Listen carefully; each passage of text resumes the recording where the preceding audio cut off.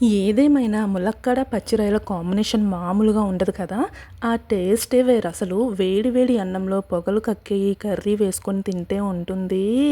హ్మ్. మరి అలా తినాలి అంటే మనం ముందు కర్రీ అయితే ప్రిపేర్ చేసుకోవాలి కదా!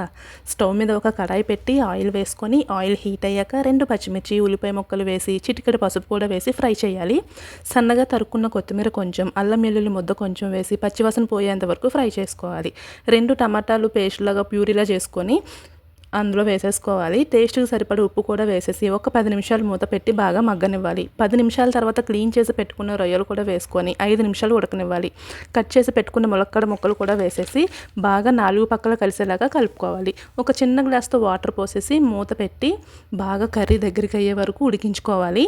మన పొగలు కక్కే కర్రీ అయితే రెడీ అయిపోయింది. ఇప్పుడు వేడి వేడి అన్నంలో వేసుకొని తింటే ఉంటుంది మరి. ఇంకా ఆలస్యం ఎందుకు, తినండి మీరు కూడా.